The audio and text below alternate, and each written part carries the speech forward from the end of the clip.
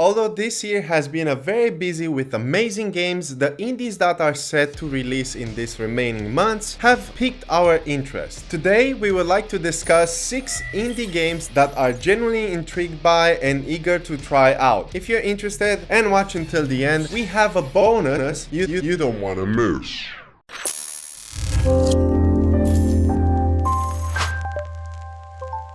Hello and welcome to a brand new video. In today's video, we will be talking about 6 indie games that we are anticipating this year. We will divide them into 3 each, with me selecting some and Vasharal's picking 3. These indies are not necessarily rooted in a particular genre. If you are intrigued by them, you can find them in the description below and add them to your wish list. This not only supports the developers but also reminds you when the games are released. Now, without further ado, let's get into the video.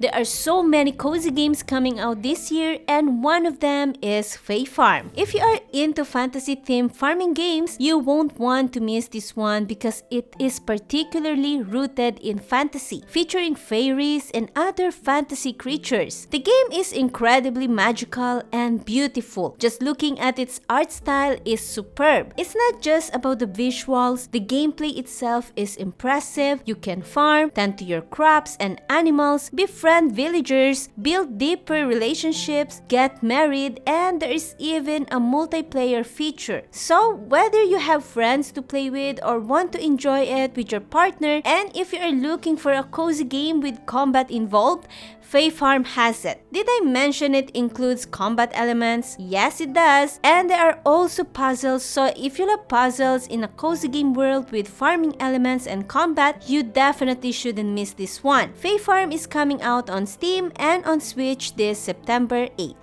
Second is Witchfire. I believe we've spoken about this game in the past and I thought it would look pretty cool and unique. Witchfire, crafted by the minds behind Painkiller, Bulletstorm, and Vanishing of Ethan Carter, immerses player into a dark fantasy first-person shooter. Within an alternative reality, gamers become entangled in a conflict between witches and the church, requiring them to harness the weaponry and abilities bestowed by Vatican's sorcerers to vanquish their foes. The reason why this game piqued my interest is the art style and the gameplay. It looks to take inspiration from Doom and Doom Eternal, but others mention that draws inspiration from Painkiller or Bioshock. Whatever the case, we think the game looks great and I'm interested in playing this game at some point. The game is expected to come on September 20 for PlayStation 4, Xbox One, and exclusively at first on Epic Games Store. And my second most anticipated indie game this year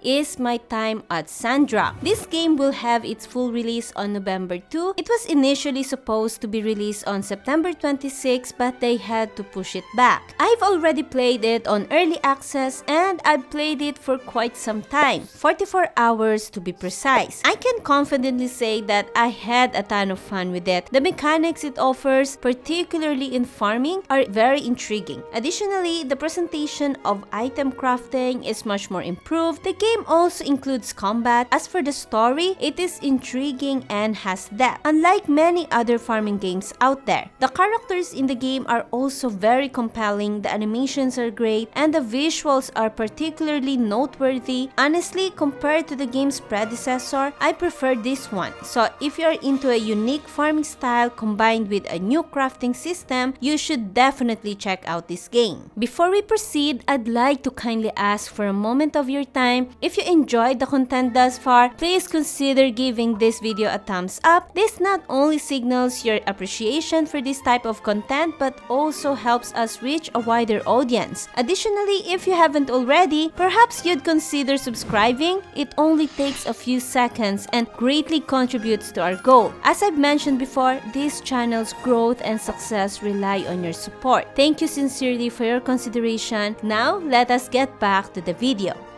Fourth on our list, and my second game, is Wordless. Wordless is a pretty Metrovanian platformer that looks great. Although its visuals are rather simplistic, the gameplay looks sick and reminds me of the Ori franchise for some reason. The combat is beautiful and well animated too. Wordless is a stylized 2D adventure platformer featuring turn-based combat and throughout-provoking interpretive storyline. In this shapeless world, players navigate the boundaries between the physical and the astral realms, embarking for a quest on self-discovery and enlightenment. Wordless is expected to release this October 4th for Microsoft Windows, Xbox Series X and S, and Xbox One. No PlayStation or Nintendo Switch for the moment as it seems, but this game would look really great on an OLED screen on the Switch. Let me know what you guys think about this one.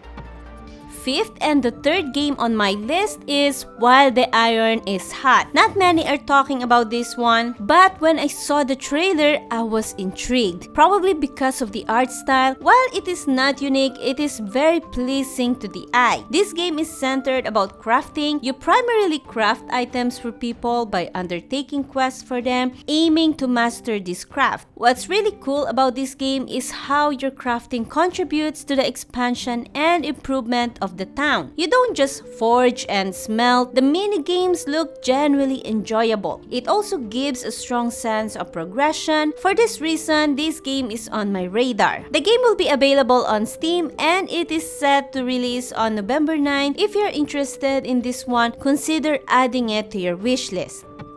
And my third game is Dark Envoy. Dark Envoy is an RPG adventure featuring tactical, real-time combat and online co-op. You take command of a band of relic hunters embroiled in destiny-driven story set in a gun and sorcery world torn by conflict. What I find interesting about this game is the fact that it's hybrid turn-based strategy RPG, and it seems to take the liberty and inspiration from games like Baldur's Gate 3, Divinity Original Sin, and Dragon Age franchise. Combat is very interesting here because you have the ability to dodge incoming area of effects attack and cast spells in however direction and shape you want, which is cool and unique. The world looks really unique and I enjoy the steampunk vibe as well and has a little bit of fantasy combined with it. Dark Envoy is expected to release on October 24th for PlayStation 4, Microsoft Windows, Linux, and Xbox One. As we've mentioned above in the beginning of the video, there is a few honorable mentions we'd like to point out. I'll start first with the two games that I am also interested. Yet I don't have much detail of the releases. The first one is called Jusan, which is an action puzzle climbing game. The art style looks very nice and I think it will be fun to play. It is expected in the fourth quarter this year, 2023, but knowing how many games coming out this year, we might have it delayed for the next year. And the second one is Cuisinier, that is expected sometime in September 2023. This one looks like the gameplay of Hades with an anime art style. You play as this cute Neko girl that tries to fight and gather recipes for her inn or restaurant. I'm gonna keep an eye out for this game as it looks really cute. As for me, Stronghold Definitive Edition is coming this 7th November and I'm honestly excited to replay this game in a higher definition. I have this game and the sequel close to my heart as I grew up playing these strategy games and seeing them in a higher definition is pretty nice. Although there is a HD version, this one brings out a lot more features and improvements to graphics, so that is really nice to see and hear that this game is still getting the love that it